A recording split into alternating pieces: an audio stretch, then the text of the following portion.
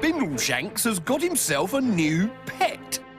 I said he could have one if he could look after it properly. Good boy, Spindleshanks. What a good spider you are. Spindleshanks! You never eat your pet. I don't care if it was delicious.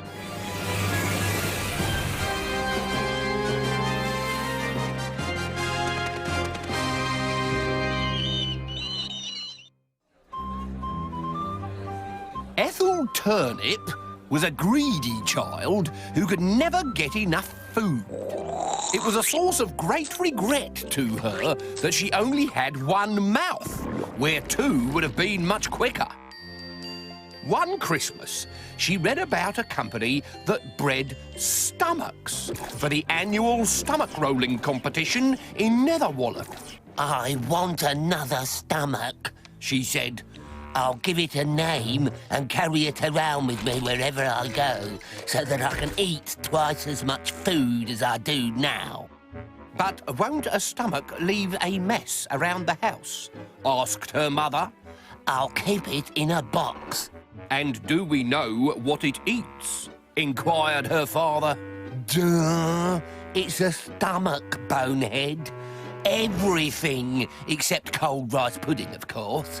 And does it need much looking after? All these stupid questions. It needs walking every day so it doesn't get fat. It needs food and water, and it needs me. So, it's a bit like a pet dog. No, it's a stomach. But if it makes you happy, I'll call it Rover, OK? Good. I'll phone up the farm and have one delivered. And that was the only thought that Ethel gave to buying a new pet. When the parcel arrived, Ethel refused to wait until Christmas Day and opened it there and then in the hall.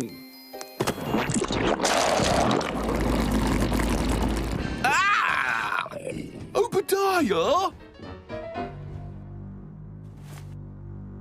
Beware acid. Gastric juices burn. Ugh. From that moment on, Ethel liked her new stomach just a little bit less. Come Christmas Day, however, the pet stomach performed to Ethel's satisfaction. Oh, aren't they sweet? It's just like having a puppy. At 5 o'clock, the swollen stomach woke with a start and tooted in Ethel's face.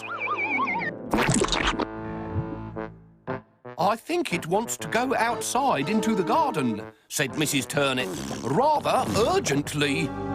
You take it. I'm too tired.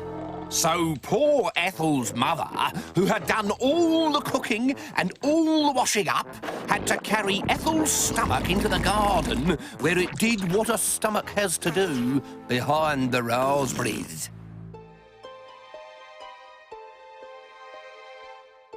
For the rest of Christmas Day and all of Boxing Day, the stomach was a perfect pet.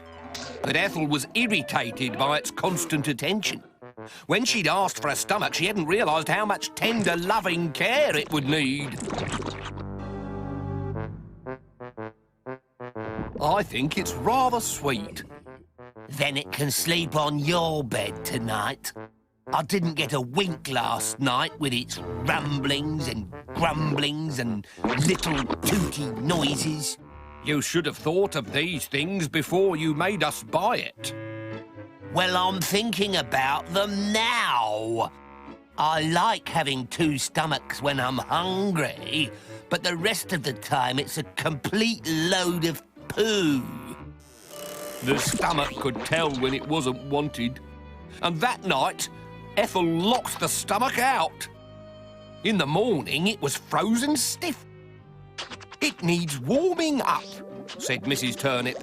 Take it for a run. Oh, why is it always me? Stomachs can run by themselves, you know.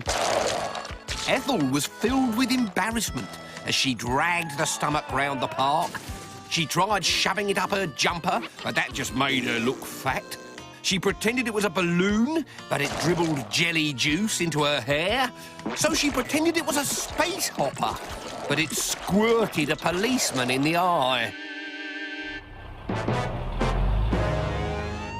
By the time she got home, Ethel hated her stomach. She hated the way it depended on her for everything.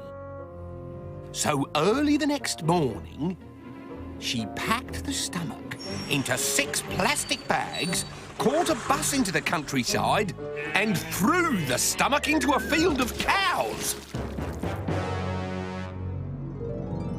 "Where's Rover?" asked Mrs. Turnip later that night. "I've cooked its favourite meal." Dead. Lied Ethel. Don't talk to me about it. I'm grieving. But the stomach was not dead. The stomach was hungry. Hungry for food and revenge. It squirted a startled cow with its gastric juices. Then it ate her. And all her friends. And all the sheep in the next field.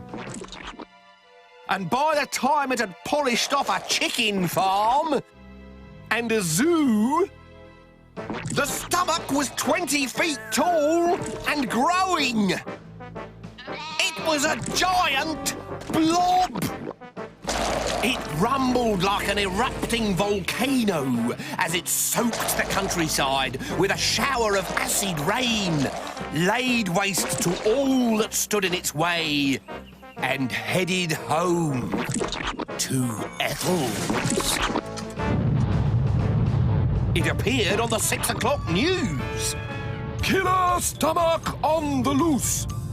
Pardon? Can't hear you, love. My stomach's rumbling. "This stomach is angry. This stomach is really upset. The Prime Minister has finally sent in troops." But the stomach squirted acid at the tanks and their guns dropped off. Nothing could stop Rover now.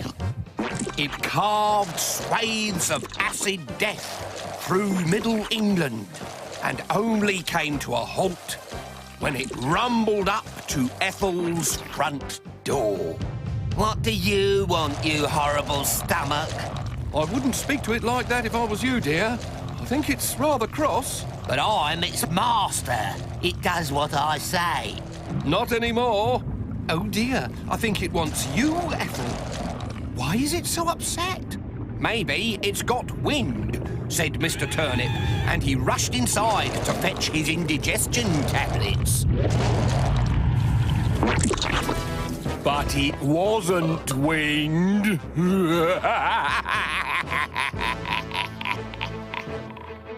So remember, a stomach is for life, not just for Christmas. Whereas a spider is for fun, so you can do what you like with it. Hey!